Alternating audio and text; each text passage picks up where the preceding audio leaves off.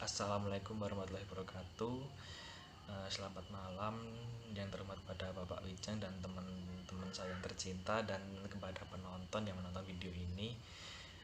Terima kasih telah meluangkan waktunya untuk melihat video ini.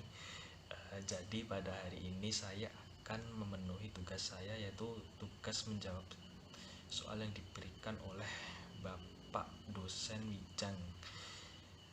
Untuk itu yang pertama saya akan menjawab pertanyaan nomor 1. Yang pertama adalah, bahasa Indonesia lebih dahulu ada sebelum adanya NKRI. Berkaitan dengan hal tersebut, jelaskan apa arti penting bahasa Indonesia bagi NKRI. Menurut analisis saya, mengenai hubungan antara kelahiran bahasa Indonesia dengan terlahirnya NKRI itu terjadi setelah peristiwa Sumpah Pemuda pada tanggal 28 Oktober 1928. Penggunaan bahasa Indonesia semakin berkembang pesat. Berbagai macam kegiatan politik sebelum kemerdekaan seperti media cetak, media elektronik, dan kegiatan lainnya, bahasa Indonesia telah banyak digunakan pada waktu itu. Kedudukan dan fungsi bahasa Indonesia semakin kuat peranannya pada saat waktu proklamasi kemerdekaan Republik Indonesia pada tanggal 17 Agustus 1945. Pada saat itu presiden yang menjabat yaitu Bapak Soekarno dan wakilnya yaitu Bapak Muhammad Hatta itu tuh memproklamasikan kemerdekaan Indonesia dengan menggunakan bahasa Indonesia juga. Kedudukan bahasa Indonesia sudah resmi sebagai bahasa negara bahasa Indonesia itu dicantumkan dalam Undang-Undang Dasar 1945 dan disahkan sebagai Undang-Undang Dasar Negara Republik Indonesia pada 18 Agustus 1945. Untuk menjawab yang nomor 2 yaitu berdasarkan media yang digunakan, bahasa dibagi menjadi ragam tulis dan ragam lisan. Jelaskan masing-masing kelebihan dan kekurangannya. Menurut jawaban saya, ragam tulis merupakan itu tuh diklasifikasikan menjadi ragam tulis formal dan ragam tulis non formal. Ragam tulis formal itu tuh sering digunakan untuk menulis skripsi, tesis, makalah, jurnal, laporan praktikum, dan tulisan-tulisan yang berbau formal lainnya. Sementara ragam tulis non formal itu digunakan contohnya seperti chat WA, status di Twitter, Facebook, di Instagram, dan lain-lain. Kelebihan dari ragam tulis ini tuh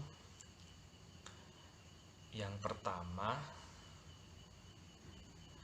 itu tuh tidak memerlukan orang kedua atau teman bicara, jadinya itu tidak memerlukan interaksi. Dan yang kedua itu tidak tergantung pada kondisi ruang serta waktu. Nah, untuk kekurangannya itu tuh harus memperhatikan unsur-unsur gramatikalnya, harus memakai yang kedua harus memakai alat bantu. Yang ketiga itu tuh berlangsung lambat, jadinya itu tidak secepat ragam lisan. Dan yang keempat, kesalahan itu tidak langsung dapat dikoreksi, jadinya itu harus ada yang melihat dulu apa yang ia tulis, apa yang ia lakukan. Yang terakhir adalah itu tuh apa yang dimaksud tuh dapat terbantu dengan tanda baca, harus penulisan tanda bacanya harus benar. Dan yang selanjutnya yaitu ragam lisan. Untuk ragam lisan formal itu tuh ragam lisan itu diklasifikasikan menjadi dua, yaitu yang pertama ragam lisan formal. Ragam lisan formal itu tuh digunakan sama seperti ragam tulis tadi. Untuk kegiatan ilmiah seperti seminar, penelitian, observasi, dan lain-lain. Selain itu, ragam lisan formal itu juga digunakan untuk misalnya pidato, khotbah,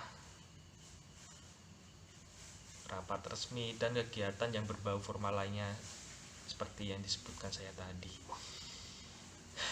Sementara itu, ragam bahasa lisan non formal itu tuh digunakan untuk percakapan sehari-hari seperti interaksi antar teman, interaksi kita dengan kenalan baru, interaksi kita dengan orang tua kita, atau interaksi kita di masyarakat. Jadinya itu tuh tidak terpaku pada aturan. Untuk kelebihan dan kekurangannya itu, yang pertama, untuk kelebihannya yang pertama itu tuh tidak harus memperhatikan unsur gramatikal, tapi harus memerlukan intonasi serta bahasa tubuh agar maksud yang kita sampaikan itu dapat tertuju. Dan yang kedua kelebihannya, sudah seharusnya interaksi itu berlangsung secara cepat. Nah, yang ketiga itu tuh tidak memerlukan alat bantu untuk menyampaikan maksud yang kita tujukan. Dan untuk yang keempat, kesalahan yang kita ucapkan atau yang kita sampaikan itu tuh dapat langsung dikoreksi. Nah, itu kelebihannya. Untuk kekurangannya yang pertama yaitu harus memerlukan orang kedua atau teman bicara. Itu wajib, yang namanya interaksi itu tuh kan memerlukan 2 orang atau lebih. Terus yang kedua itu tuh harus menyesuaikan situasi, ruang, dan kondisi dan waktu.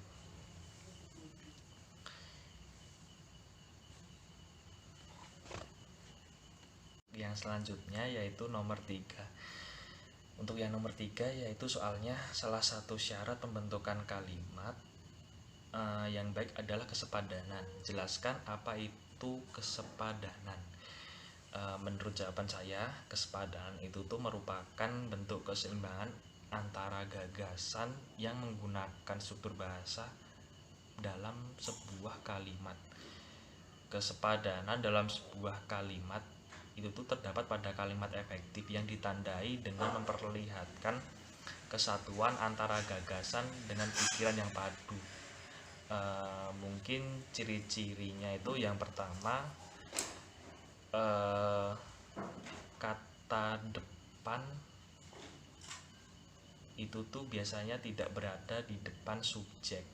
Yang kedua, predikat itu tuh tidak boleh menggunakan konjungsi yang di depannya agar menghindari kerancuan.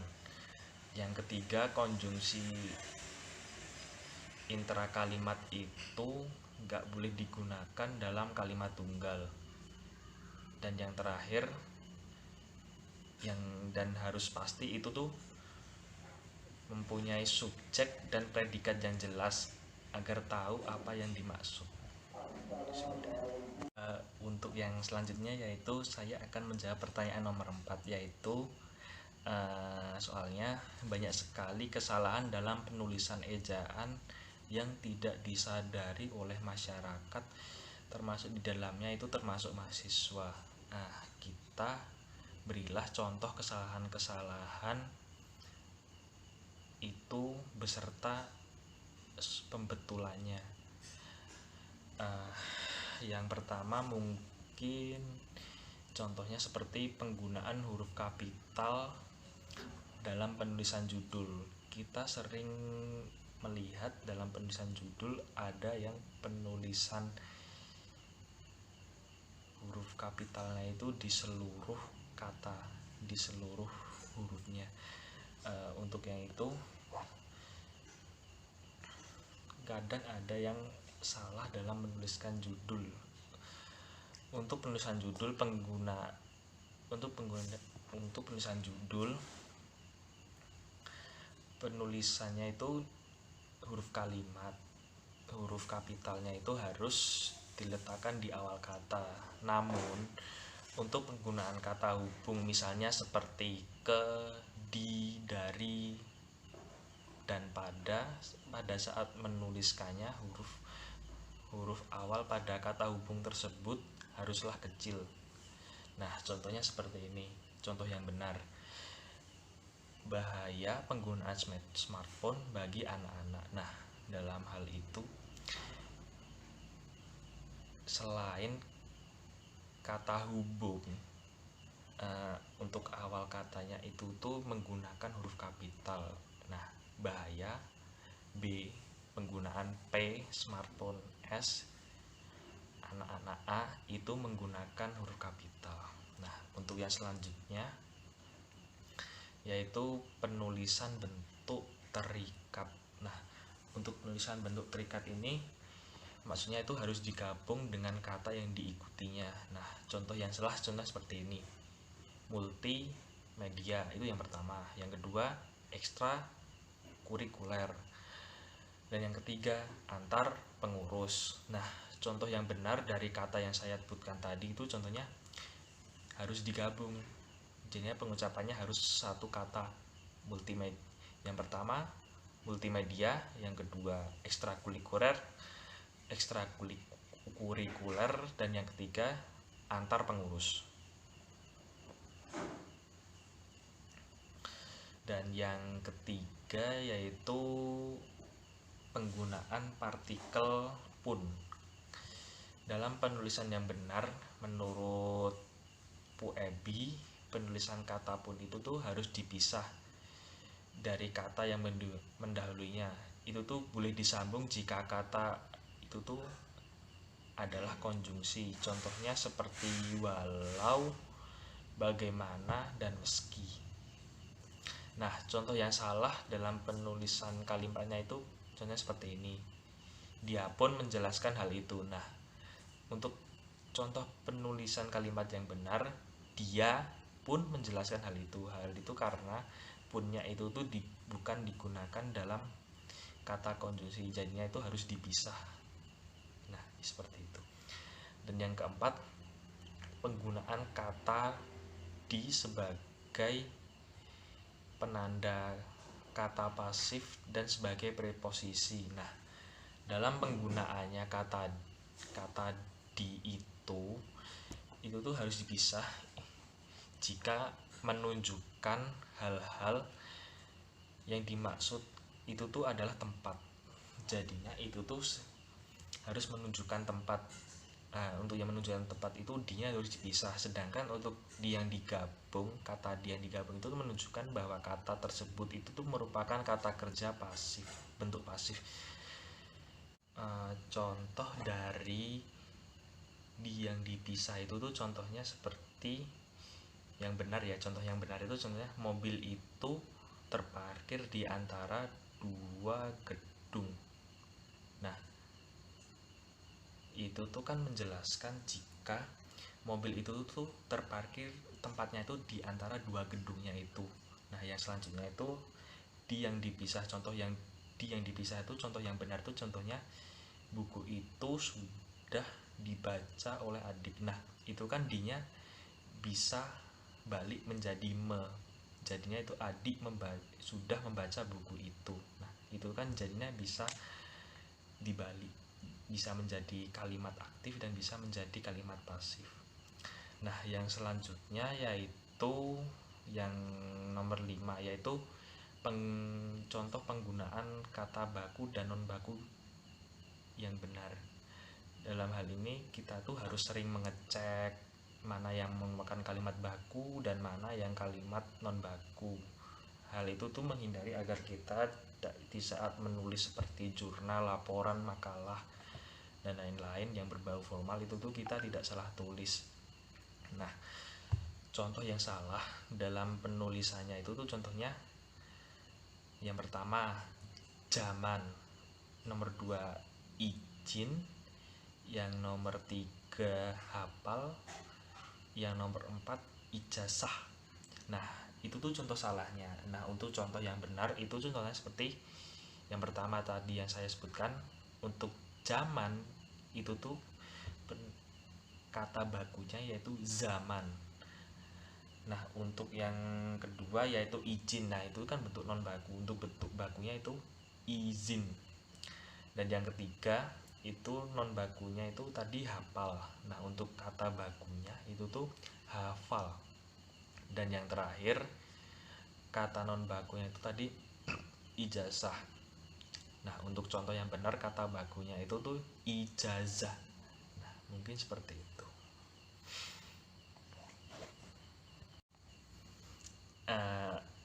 Untuk yang selanjutnya saya akan menjelaskan soal yang nomor 5. Nah, soal yang nomor 5 ini menjelaskan soalnya tentang jelaskan perbedaan antara kohesi dan koherensi dalam pengembangan paragraf yang baik. Nah, jawaban saya itu yang pertama yaitu kohesi. Nah, kohesi itu tuh sering disebut kesatuan dalam suatu paragraf. Nah, kesatuan dalam suatu paragraf itu dapat terjadi jika kalimat-kalimat yang termuat di dalam paragraf tersebut itu tuh dapat dikendalikan oleh gagasan utama. Nah, pada suatu paragraf itu tuh dapat termuat oleh beberapa gagasan-gagasan tambahan. Nah, gagasan tambahan itu tuh sama, tetap dikendalikan oleh gagasan utama.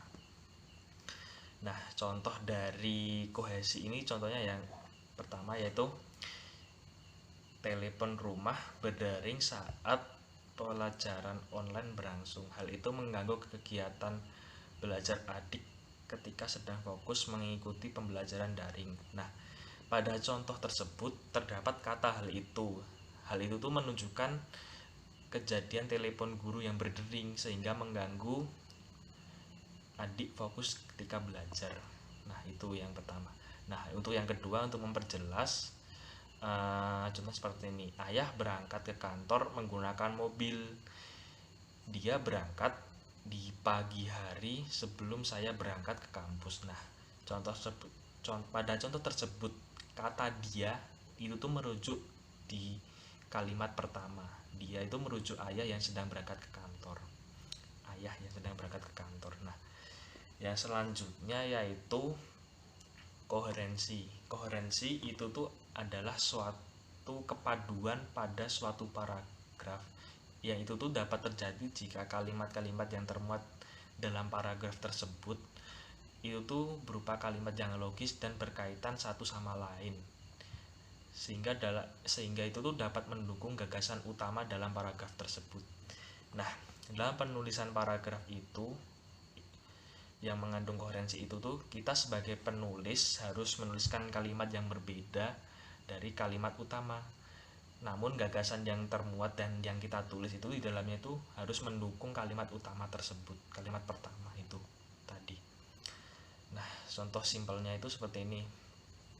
Berlatihlah dengan giat, kamu bisa meraih prestasi yang membanggakan. Nah, pada contoh kalimat tersebut, kalimat pertama dan kedua itu tuh terlihat berbeda. Namun kalimat kedua itu tuh merupakan kalimat pendukung gagasan pada kalimat pertama. Nah, untuk yang kedua contohnya seperti ini kalimatnya.